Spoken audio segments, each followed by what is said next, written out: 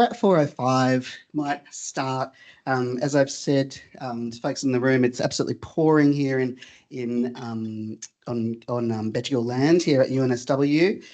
So we might have some folks walking in a few moments too. But welcome everybody who has braved that weather, and welcome to everybody that we have online from all around the country. So delighted that you can be with us for this conversation with our special guest, Sam Elkin, on the topic of challenging the system, a queer legal conversation.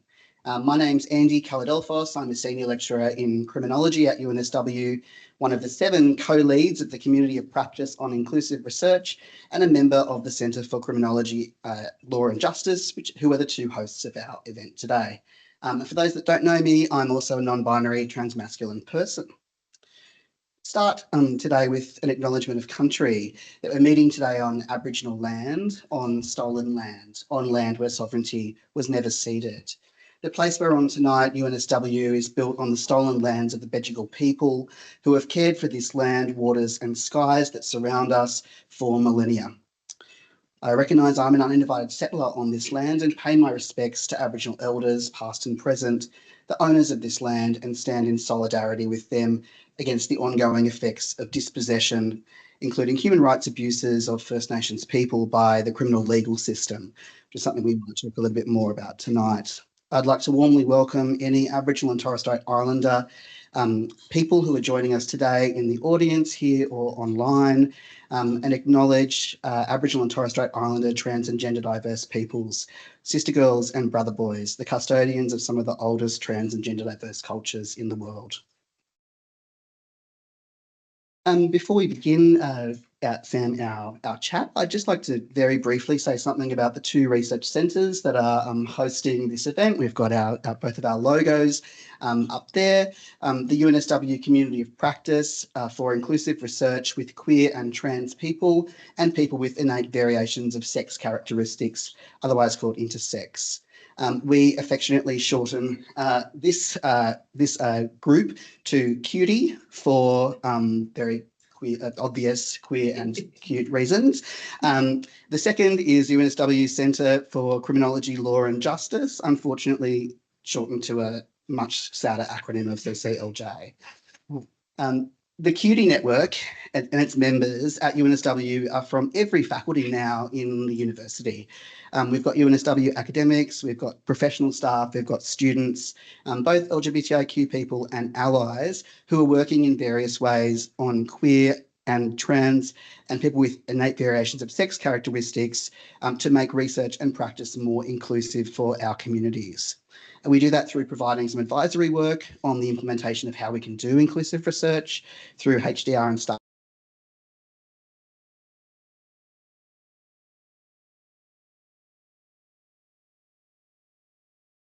Andy, we just lost audio. I think you might have muted yourself, possibly.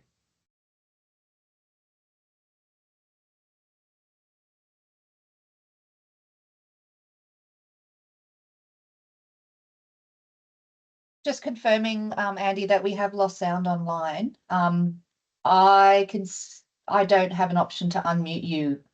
It seems to be coming from your end. That might just been a very weird thing because none of us touched it. Yeah, none of us touched it. So, well, who knows? Who knows? Ghost in the machine. Ghost in the machine.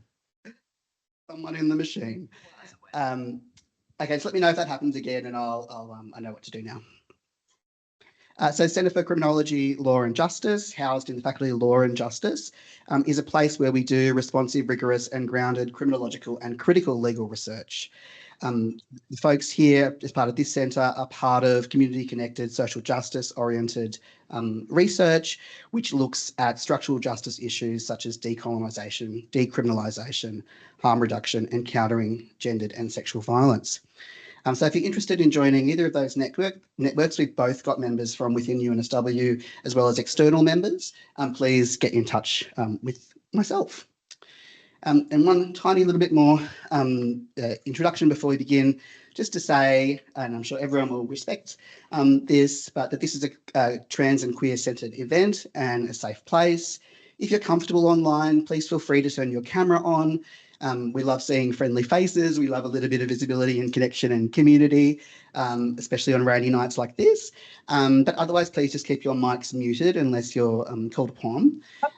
That is, we're also aware, just to say, we're aware of, that could potentially be a risk of disruption in events that showcase queer and trans folks.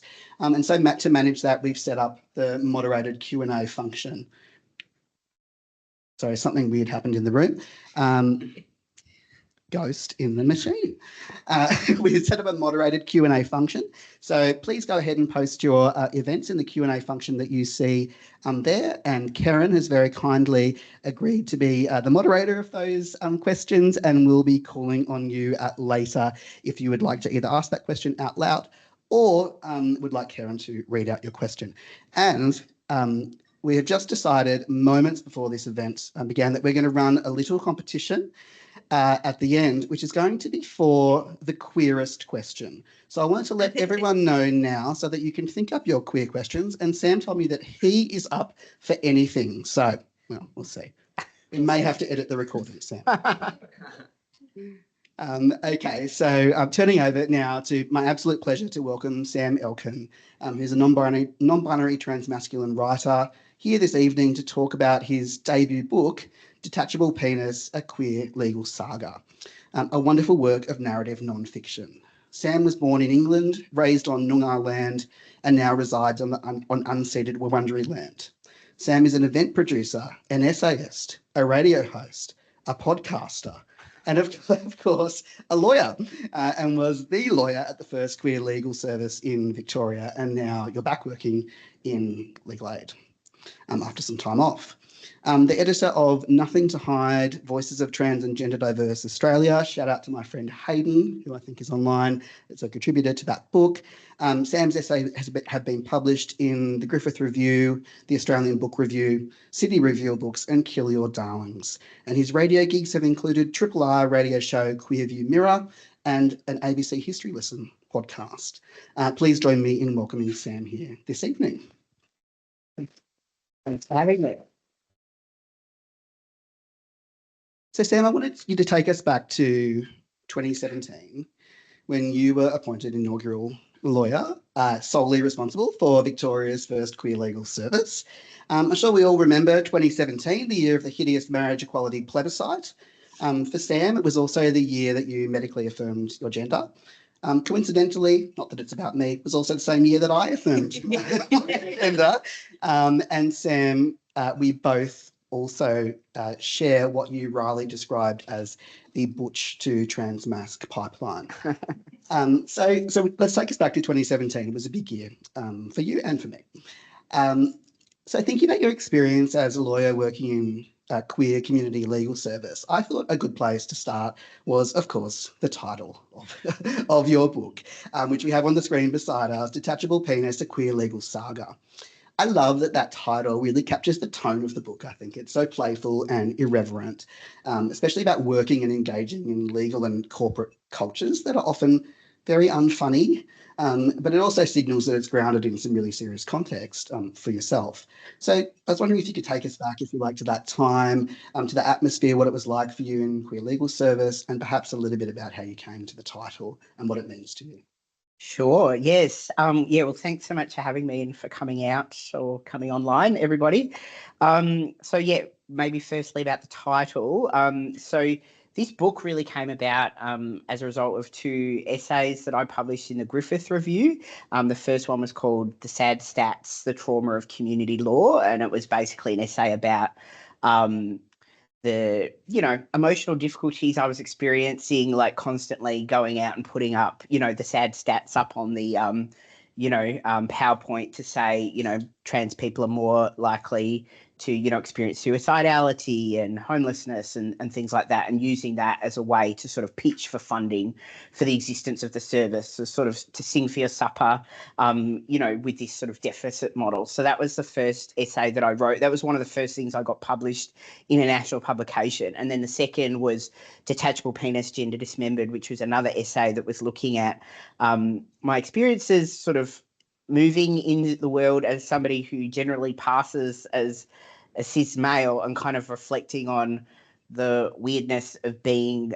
that person, but without a body part that they would expect me to have. So in that essay, I talk a lot about my sort of 90s cultural references to like people without penises who are perceived as males. So there was the Lorena Bobbitt case, which I think I managed to mention in the book, and also the song Detachable Penis by King Missile, which was like a really horrific earworm. You can forget. I hated the song when it came out. I still hated it now. Sometimes when I do these events, people are like, we were going to play the song for you. I was just like, I'm so glad you didn't. You know what? I Googled the song, so I couldn't quite remember it, and I pressed play at the very first Yeah. thing that I heard. I just off. We're not ready. We're not ready. No, it's quite irritating. But, you know, it really kind of upset me in a way that confused me, because I was like, why does this song weird to me? So anyway, that was one of the things I was writing about in this essay, the Griffith Review. But when I came to write the book, I forgot to mention the song. So like, I feel like there's just this like unreferenced reference of the title of the book. But yeah, I guess I wanted to call it Detachable Penis because I just thought it's like a funny name, and I wanted to give people the indication that like this is, you know, while I'm talking about things that I personally found difficult and my clients were certainly experiencing trauma, like this is meant to be a book that you can laugh along with. And obviously, depending on your sense of humor, you're more or less inclined to do that, but that's what I was going for. So that's the title. And yeah, 2017, I'm sure many of you will remember, it was like the immediate post-marriage equality era, and there was heaps of funding available for queer projects at the time because everybody felt quite guilty about, you know, having put the LGBTIQA plus public through this like horrendous postal survey. So I think it was very much like on people's mind that we were a group of people that were deserving of having, you know, projects, whether they be health-based or law-based or whatever. So it was a good time to pitch for a project, which I feel like is no longer the case. Yes. They were the happy days. So one of the things that you describe when you're talking about that kind of moment of funding and, you know, interest in kind of queer services broadly, in the book there's a kind of undercurrent where you're describing the world of non-government organisations of various sizes, jostling, for want of a better word, for the small pots of government and philanthropy money. And at one point you write, if I wanted any chance of securing the funding for the service, I couldn't be flaky. It was about going to a meeting in that at that moment. So I went to roll myself out to a bunch of judges and court registrars and perform the trans lawyer curiosity show. I was wondering if you could tell us first a kind of a little bit about the background of that context of community legal service, legal aid, and like your experience in that sector from the kind of perspective of funding and needs, you know, service needs, and then I'll come back to the trans lawyer curiosity show question. Yeah, sure. Well, yeah, community legal centres, I'm sure is no surprise to any of you, are generally like chronically underfunded, and they're funded partially, well, at least in Victoria, the money is sort of divvied out by Victoria Legal Aid, which itself is chronically underfunded.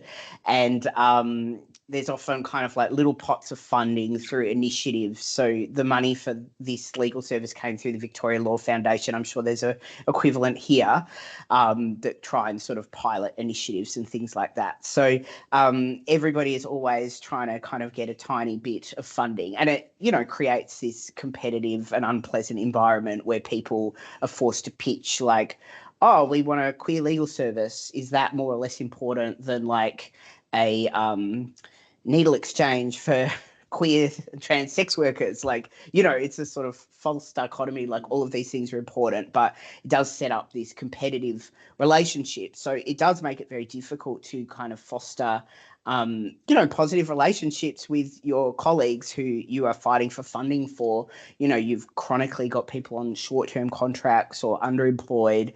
And so, you know, just the increasing amount of stress comes from not just wanting to kind of represent and help your community, but also like, wow, am I going to be out of a job? Or like, is this small team I've managed to cobble together like going to be out of a job if I don't write a good grant application, or like schmooze with the right people to kind of get into the right situation? You know, like I was just always having these conversations with people at private law firms that were like, oh, you should really talk to so-and-so at the whatever foundation. And I was just like, oh, I really don't want to do that. Like, you know, somebody like could do that, but must it be me? But yeah, because we had nobody, it was me. And it's kind of in that role you're describing where you're like the everything in that. So it's you that's doing the pictures, but it's also you that's doing all the caseload, you know, everything else. Yeah, so we did end up getting funding for like another half a lawyer. I don't think I actually put this in the book because I was like, this is getting too confusing. But we did actually get some money for 1.5 lawyers and an admin person that was incredibly helpful and a really important part of the picture, and heaps of law students as well who helped. So yeah, the picture I paint in the book is probably not entirely accurate, just because I was dealing with too many people in the cast and trying to narrow it down. But yeah, there was more people than perhaps is. Yeah. So I was going to kind of come back to the trans lawyer curiosity, which I thought was a really interesting observation. And one of the things that I noticed kind of throughout the book, you describe going between, you know, you find yourself as kind of suddenly a publicly known trans person in a lot of different spaces, asked to do a lot of different events, as well as the Queer Legal Service.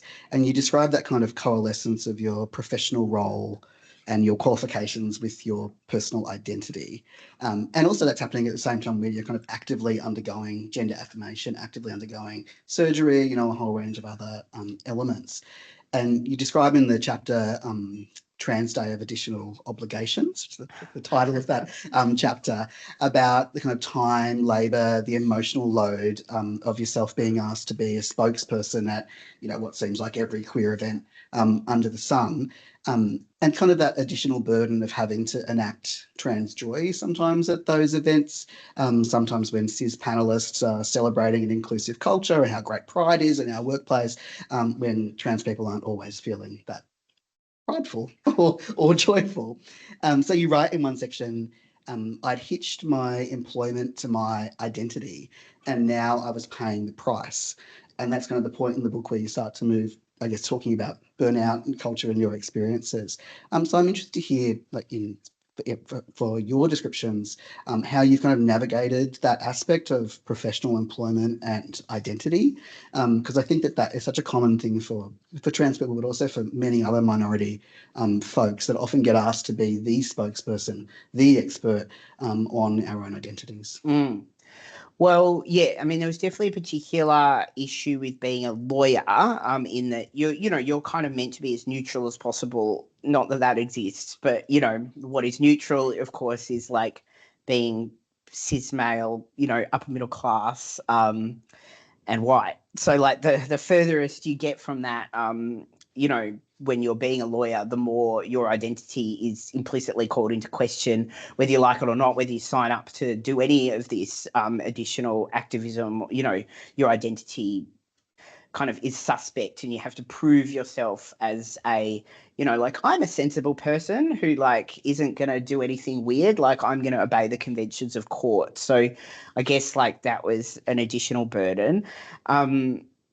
But yeah, with all the stuff around, and I do feel bad about sort of ragging on all the trans and queer days and stuff. I think I was saying this on the radio the other day about like there are too many, like I can't deal with it. I can't do Pride Month. I'm like, I've got to tap out of Pride Month. That's just one too many. But yeah, I do think there is this kind of, because, you know, the LGBTIQA plus community has maybe come out of sort of gay liberation and camp culture. There is this sort of expectation that we're going to be fabulous. And like, I don't know about you. Like, I'm really not fabulous. Like, I feel like my life has been a journey to like not get dressed up, you know, like when I was 5, you know, like I was meant to put on a skirt and look nice and look pretty. And I've never been able to do that. And I just feel like now I'm like, I want to wear jeans and a t-shirt for the rest of my life. And I don't want to do it, you know, and that is quite different to like the performativity that, you know, other parts of the community love, and I love that for them, but I'm just like, oh, I feel chronically underdressed to all of these events and forever will be. So yeah, but also, you know, people are doing these initiatives out of good faith, right? Like the one that I was talking about in the book was at the Neighbourhood Justice Centre, which is a sort of like alternative justice model for lawyering, and you know, they wanted to be inclusive. Like they weren't sort of asking me to do something to be jerks. They, you know, they wanted to kind of bring their workplace along, and so like you know, you want to kind of support that, right? But then, you know, you just keep doing more and more and more, and then you just have less and less. So yeah, I guess I've just been trying to I guess my reflection, you know, post book is like I try and, you know, put other people forward for things and be like, oh, I'm not the right person for that. I'm not the right person for that, which is going well. Yeah. Yeah, I mean, I know, like for myself on some of those days, particularly Transgender Day of Remembrance, I block it out in my diary like a year in advance. Like I know I'm going to have stuff on that day, and you know, and actually the time around it, because as you say, the kind of like the preparation sometimes for speaking at those events, and you know, depending on how you're feeling, can take a bit of a toll on you. But yes, for sure, and you know, too. I mean, there's so many fabulous people that we can be putting stuff. I mean, I'm saying I'm a fabulous person, but I'm wearing a grey woolen jumper. I mean, come on. Yeah. Yeah. Other folks that. I mean, it is a fabulous jumper, but It is in a a more fabulous kind of jumper. muted, I've understated got more to world. say about the jumper, but I'll. So I was thinking, I was wanting to kind of move to the kind of legal matters that you were dealing with in your practice, and you know, the kinds of issues that are coming up for queer and trans people. And for me, and I thought for the audience in this room, one of the aspects they might be particularly interested in was when you put a notice in the legal, you put a legal service notice in a newsletter for people in prison. And you begin to get trans women in custody writing letters to you, telling you about their experiences. I was wondering if you could tell us a little bit about the experiences of trans women in custody as it kind of currently stands in Australia. And I know that's something you've been also working on, thinking on recently, is prison abolition. And I was wondering how for you abolition connects to queer and trans liberation. Yeah, big question. Well, on the question of the kind of issues that trans women were contacting me about, like it was quite sudden. Like, you know, I was sort of thought, you know, like often with legal services or any service, like it's often a bit of a slow burn, you know, it sort of takes 4 to 6 months to people to be like, oh, this thing exists, maybe we'll use it. Like it was just like we put it in this newsletter, and then like a month later we just started getting letters, which is kind of like a very different experience, because, you know, usually you get phone calls or emails or whatever from clients. Like getting handwritten letters has an emotional like resonance to it that you know, other forms of communication just don't. And they were often, you know, like really long, like 8 to 10 page letters, you know, asking for assistance with things like you know, access to hormones, you know, just being victimized, you know, either through physical assaults or abusive language from other incarcerated people and the staff working there, you know, not being able to change their name. Like there remains sort of a cohort of people in Victorian custody who I'm aware of who can't change their names. Like it's at the discretion of the head of the Department of Justice. I don't know if it's the same here, but It is, yeah. yeah. So like, you know, rights that everybody else has to change their name through births, deaths, and marriages, you don't have that if you're incarcerated. So that was a big issue for people. And, you know, just like constant misgendering through like, you know, courses and things, like even if somebody has been able to change their name, just like being dead named in various bits of materials that are being sent to them if they're doing TAFE or whatever. So, you know, and there were some very serious matters. Like people had some very significant health issues, you know, like beyond being trans, but just like considerable health issues that were not being addressed. And you know, there's heaps of issues with the private contractor that was doing health stuff in Victorian prisons. And, you know, it was overwhelming. I was like, wow, I could just like shut up shop with the people on the outside and just like focus on this group of incarcerated trans women, not to mention the fact that they were all incarcerated in male prisons, which is a whole other thing that people were concerned about. But yeah, so there was a lot, and it was a lot to take on top of the, you know, the workload that we had, but it felt necessary. Yeah. And yes, on the question of abolition, yeah, I guess, you know, prison abolition is something that I've been interested in, you know, feel kind of like committed to, but it does make it, you know, when you're a lawyer, you're working with people who are going into custody all the time. So, you know, the reality of kind of abolition does feel very remote when, you know, you're calling people up and they're in custody. So I guess I learned a lot from people who have been incarcerated. There's one person, I don't know if they're on the call, but Stacey Stokes, who I'd love to shout out about. She was one of the incarcerated trans women who I got to know. She's out now and she wrote an essay in Nothing to Hide, Voices of Trans and Gender Diverse Australia. And we were like hand editing that, you know, which was a really interesting experience. And yeah, she's writing a Substack now, and yeah, I sort of really take my lead from her, people like her, about, you know, abolition and why it is so important that we, you know, fight for a world without prisons. At the moment, I'm doing sort of more civil law stuff. So my universe is more, when I think about detention, it's like people who are being involuntarily treated under the Mental Health Act. Yep. And, you know, that's a whole area that I think we need to look at, you know, abolitionist practice around because, you know, I understand in Germany, for example, they don't have involuntary detention. And, you know, I think we need to move towards that here in Australia because the level of trauma that people experience of being involuntarily detained and, you know, treated with very serious medications or ECT or whatever, you know, there's got to be a better way. I'm not sort of saying that it's easy, but like we need to be starting to think about these things. Yep. Yeah, and we need to be connecting them into that wider abolition vision, right? Of a safer society where communities care for ourselves and, you know, are provided the services that we need. Which leads me to thinking about our contemporary space about communities caring for themselves. I was wanting to kind of shift now to thinking about the kind of current legal, social, cultural landscape for queer and trans people today. So you mentioned at the very beginning, Sam, that you thought that the kind of funding, like the impetus, like post-marriage equality, everyone feeling very guilty because they traumatized all of us, and offering little pots of money is now quite different today. I was wondering, like in your words, how would you compare the atmosphere for trans and queer legal rights from 2017 to today, or any other kind of aspect of comparison?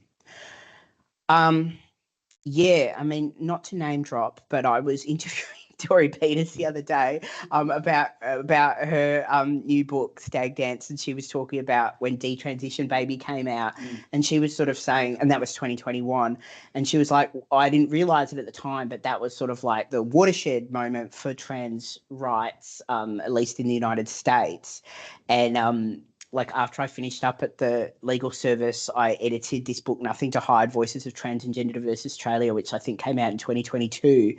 And I'm really nostalgic about that era now. Like, I don't actually think we would have got the book published now, or we certainly wouldn't have got some of the essays published in it. And it would have just been a whole thing, you know, like it would have been a massive drama. It would have been contested.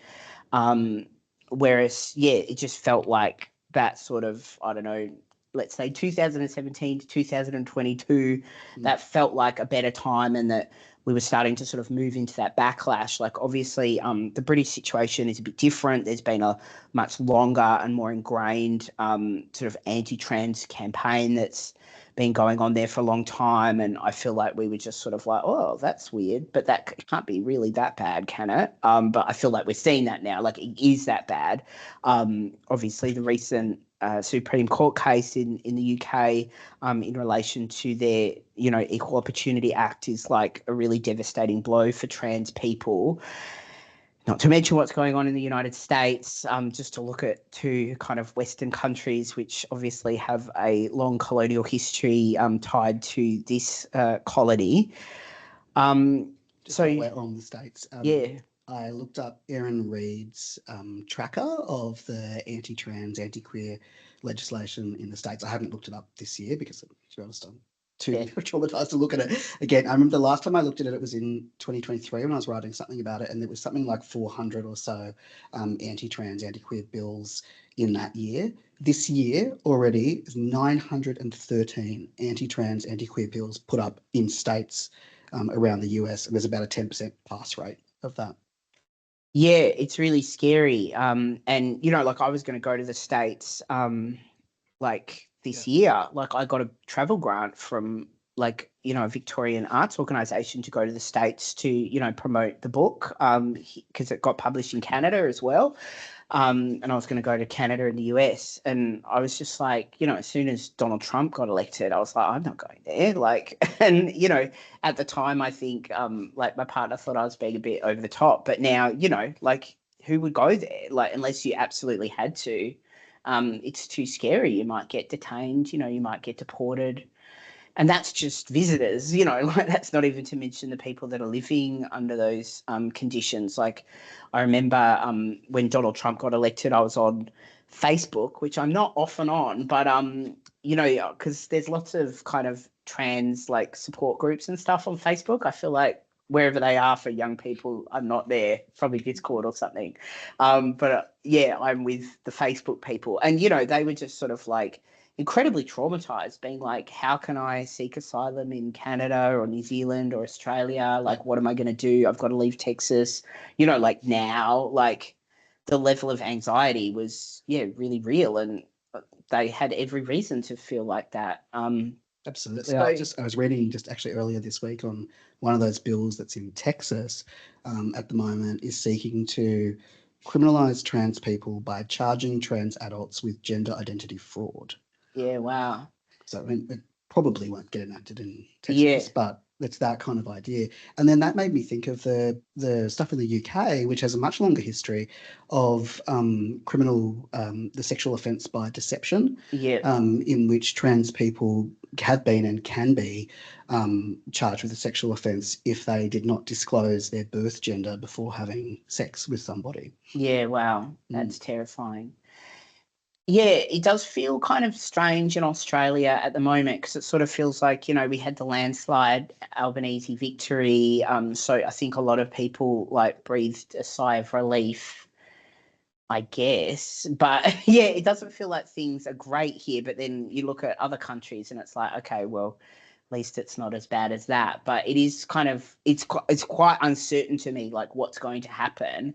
And I don't feel especially confident that the Albanese government is like particularly interested in defending trans rights. Like I will say during the Dan Andrews era in Victoria, when we had, the fascist like people on the steps of Parliament, which is about sort of 30 metres away from where I worked, like that was an incredibly confronting situation. And his, like press release and statements of support for the trans and gender diverse community were, very welcome and like pretty staunch. And I can't imagine Anthony Albanese or the current federal Labor doing that. So it kind of just remains to be seen whether, it's unclear what's going on with the Liberal Party at the moment and the coalition and like what's going to happen. Like, are we going to see a sort of Trumpification of Australian politics and it just hasn't happened yet? Or is something else going to happen? But it doesn't necessarily feel like we've got a lot of friends in high places if it does. Yeah, and like one of the things that like you mentioned, the kind of slightly longer history of this stuff happening in the UK, one of the reflections that I've often just had and expressed to other people is like 7 years ago, yeah, like they seemed weird, like it was weird kind of anti-trans stuff in the UK, but could never have imagined it had become mainstream. It's the Supreme Court now doing it. It's their so-called Equality and Human Rights Commission doing it. It's the Labor government. They're doing it. Like this week, the Labor government cancelled their women's conference basically so they can work out how to exclude trans people from it. I mean, it's shocking. And that's what I worry about. That kind of the kind of insidious encroachment of, you know, and under the guise sometimes of so-called progressive people that are putting these ideas forward.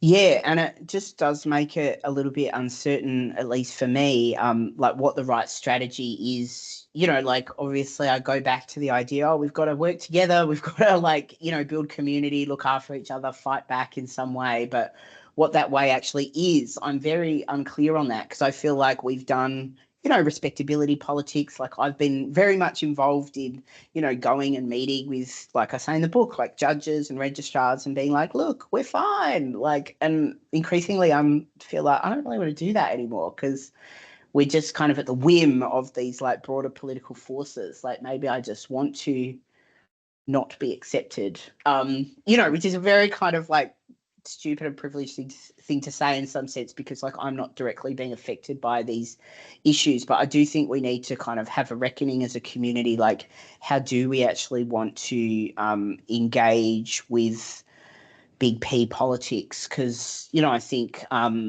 you know, a lot of organisations have sort of followed the gay and lesbian organisations into, yeah, like, you know, trying to sort of have good relationships on the inside, you know, the inside track model of like looking for sympathetic people in power to kind of look after our interests. And it does feel like at the moment they're fairly fickle friends. And like, is that the best approach?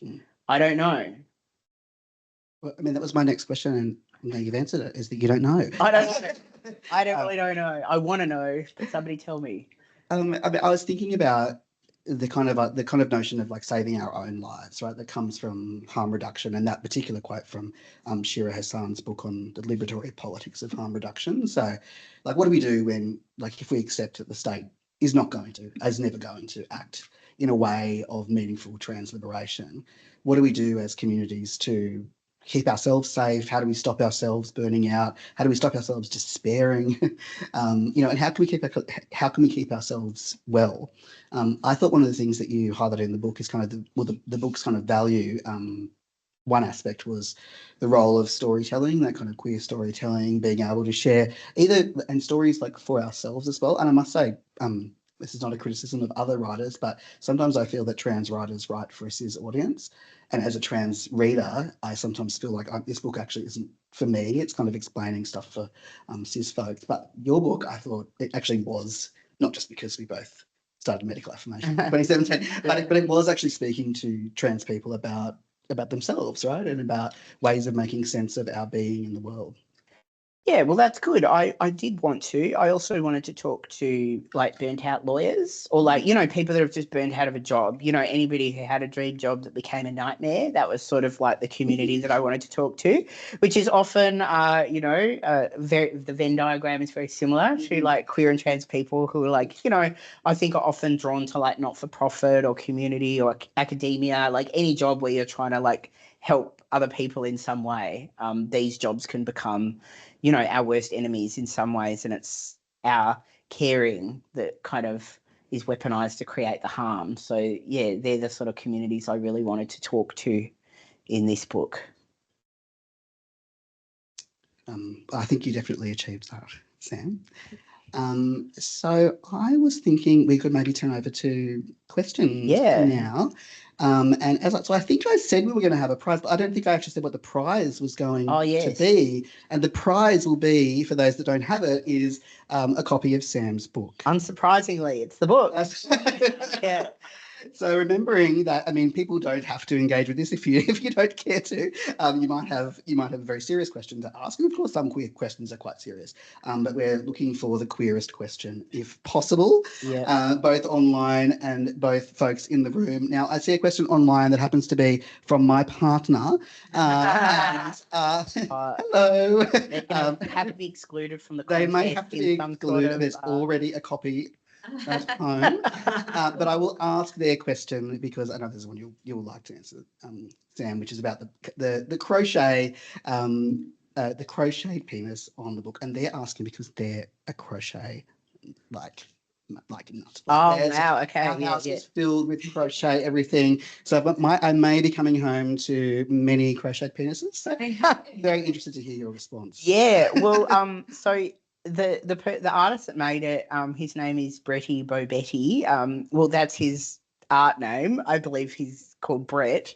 But yeah, you can follow him on Instagram. We very much encourage you to. He does like gay life drawing and stuff like that. In Nam, and yeah, during the pandemic, he was making willy warmers. I think, just a way of sort of staying sane and being creative. And another trans person asked if, he'd be interested in making them a packer. So then he started a side hustle of his side hustle in making packers. And so, yeah, I just asked him to make me one.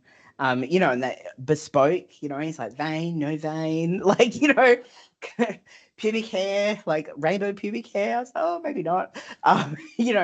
And yeah, it obviously takes a very long time to do that. I've never done crochet in my life, but I understand that's quite a, that's a sophisticated piece of artwork you've got there. And the first one got lost in the mail, which was so like sad and also hilarious because I was just like, who has the packer? Like, where is it gone? Like, is it on somebody's Christmas tree? Like, what is going on? And just like, what did they think when they opened it? So I hope it brought them joy, whoever ended up with it. But yeah, Brett was such a champ that he made me a whole nother one. So this is the second one. Who knows where the first one is? If anybody knows where it is, well, that's right. You can have all seven. Have you put the call out in almost all your public events? Who's got? I've never done that. But yeah, the question starts here. Okay. Any other questions from in the room? Over here, can I just bring the microphone to you? Hey, okay. Just so they can hear online. Okay, I can scream. Yeah. Just wanted to ask about the writing process. Did you feel joy or just trauma writing this? Or if you felt any of this, how did you dealt with it? Because I feel a lot of joy here, like writing about the things that I like to write. And sometimes I'm like, how do I deal with all these feelings? How do you deal with your feelings? Just press them right down. Yeah, so the question was about the writing process. I wrote this book really quickly because I had pitched something to Terry Ann, which is my publisher, which was meant to be a collection of essays. And then I just sort of started writing this book, and I'd given myself a really like stupidly short deadline, I think like 4 months or something like that, like because I just didn't understand. Like I was like, oh, I want it out by Ida Hobbit next year. And she was like, fine, that means you have to get the manuscript to me in 4 months. And because I was so terrified of Terry Ann, and, like, because getting a writing deal is very hard to do, or at least in my experience it was, that I didn't want to, upset her. So I was writing it incredibly quickly. So yeah, the primary emotion I think was fear when I was writing it of the deadline. I was pretty depressed, like in retrospect. Like at the time, I probably didn't realize what emotional impact it was having on me. But in retrospect, I think that was probably a pretty bleak time in my life. Having said that, I was also, I was caring for my niece, so there was a lot kind of going on in my life at the time. So yeah, while I hope I've created a book that is sort of like fun to read, yeah, it was a pretty depressing time. And it is traumatic, writing about traumatic stuff, basically. I will say, though, that having written it, it's just kind of like wrapped up that experience in a little bow, and I never think about it anymore. You know, like this stuff used to play on my mind, like, you know, like I should have done this or I should have done that. You know, just as soon as I finished the manuscript and was done with it and put it to bed, I found it really cathartic. And, you know, I can just like point to it and be like, that happened and it's in a book now, and I don't have to keep it in my head. So yeah, but I do have a writers group, like a queer writers group, and we share work every month, and I find that like very like emotionally stabilizing, you know, just having a group of people that are going through the same thing and are dealing with the kind of the ups and downs of the creative writing process. I think it's incredibly therapeutic, and I think it's really important that writers like don't work alone. I think it is super important. Yeah. There's a question from Karen online, and the question from Karen comes with a confession from myself. Karen, I can see you're laughing. So the question is, Karen asks, who was easy or difficult to try to anonymize? Some of the characters. The confession is that Karen and I have spent quite a bit of time guessing who particular people may have been. Now, we're not asking you to tell us that aspect. I and my publisher were quite worried about defamation because, you know, I wanted to talk about community infighting, right? And it's pretty difficult to do that without sort of, you know, having an axe to grind or whatever. And, you know, I wanted to try and sort of straddle the line between trying to talk about difficult community stuff, but not necessarily saying that I was in the right. Like, I'm just like, this is, you know, I'm in a position because I've got this funding and I'm in this spot. And perhaps if I was in another spot, I'd be thinking differently. So I hope that comes across. But yeah, when talking about sort of LGBTIQ health organisations based in Victoria, like they're kind of like a two, and I talk about both of them. So that was pretty difficult to anonymise. It was fun to come up with fake names. I'm like, somebody needs to come to me for a rebrand. People need to have more entertaining names for their organisations, and also, yeah, national sort of advocacy organisations that do this stuff, like there aren't that many of them. But I did accidentally kind of defame an actual organisation. One of the names that I use that is not a real name is Rainbow Rights, which I made up. Yeah. Well, I did make up, but then I found out that it's a LGBTIQA plus disability organisation in Victoria, and I was like, oops, didn't mean you folks. Yeah, a bit like the Perth Bears getting. Yeah, that's right. Yeah. Getting all the fans for the NRL. Yeah. No, it was difficult. But yeah, I guess the book's been out for over a year now, so I just feel like, maybe it's fine. Yeah. Fun. Any other questions, folks? You have to use my. I can talk about it. Okay, great. Sort of following on slightly from that question, and also, so like I've got a partner who volunteers at a queer support organisation and is also a writer. So somewhat more personal question, but advice for partners of people in that situation.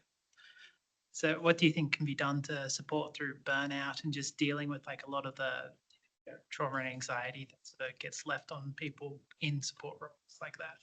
Yeah, wow. I feel like I'm the last person that should answer that question. My partner works as a barrister and works a lot harder than I do and deals with a lot of workplace related stress and trauma, and is also, you know, in heaps of advocacy organisations and, you know, wears like 25 hats. And yeah, I feel like I could be a better partner in terms of like supporting her chronic burnout and trauma.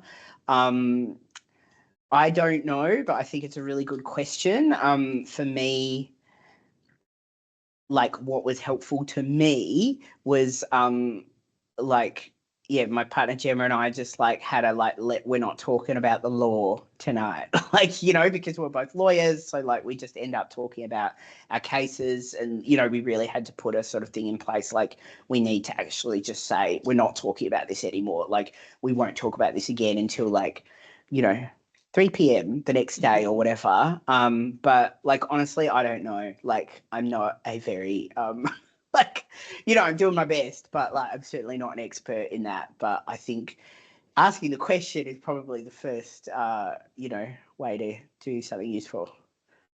Thank you.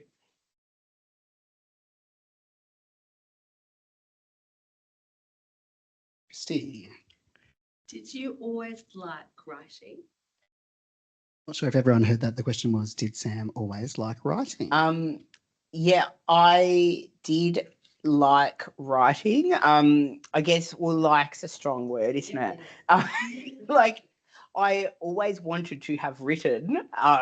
So yeah, I really wanted to write a book when I was in my 20s. I'm 41 now. So I've been wanting to write a book for, the majority of my life now. I did a creative writing course when I was in like one subject when I was in first or second year uni, when I was in my teens. And, I remember the teacher was like, this is a bit weird, but there's something there, like keep at it. And then I didn't keep at it and then I did. And, so I've been trying to write for a very long time. Like I've written, an entire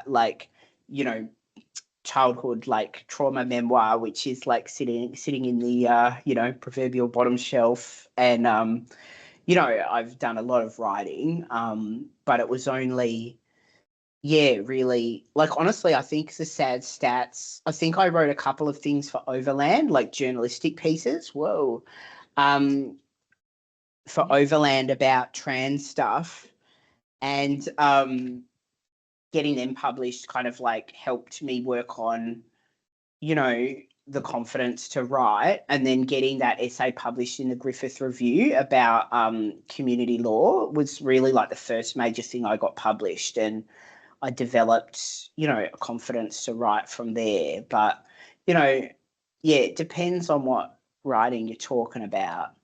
Because I'm working on a fiction manuscript now and I'm enjoying that a lot more. And like I feel like it's a very different experience sort of drilling into a different universe or a different time or whatever than drawing into personal memoir, because while I think that's very satisfying to have done, it's not very fun doing it.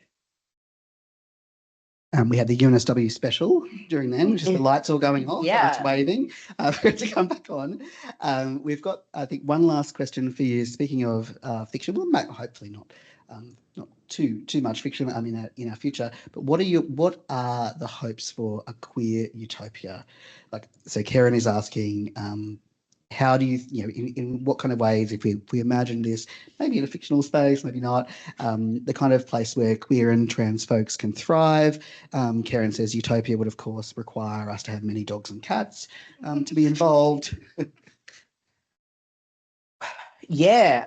Well, I think, a queer utopia would be one where we deal with these systemic issues that are driving poverty and lack of options for people. Like, you really can't kind of take apart sort of queer liberation and like economic equality. Like, and that was the thing that I really learned at the Queer Legal Service. Like, for most people, their day-to-day issues were like getting on Centrelink, getting on the DSP, dealing with fines, access to housing, things like that. It's the same thing that everybody needs, right? So we need to address that as a start. As for, the sort of stuff around trans issues, I mean, like, we need to have access to gender affirming healthcare and not constantly be subject to a moral panic, which means that our healthcare is taken away at the drop of a hat.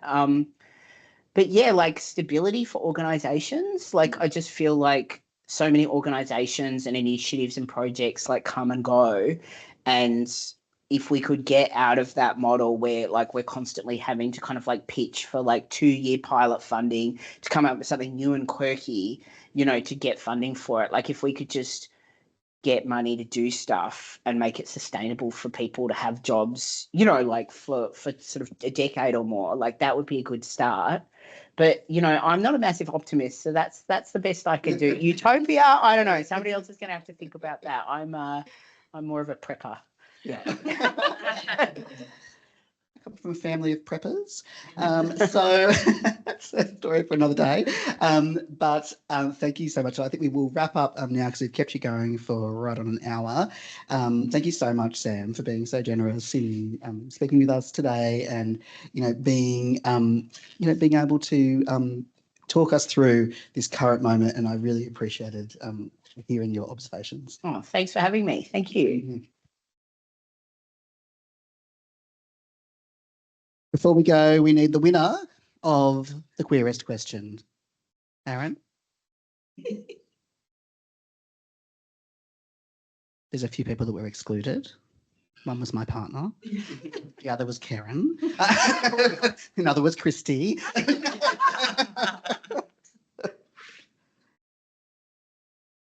We've got 2 winners here, actually.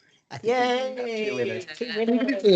The questions from the writers about writing. Lovely. Okay, thank you so much, folks. And thank you to everyone online for listening. And we'll also have the recording if anyone wants to listen back to it or share it around with community.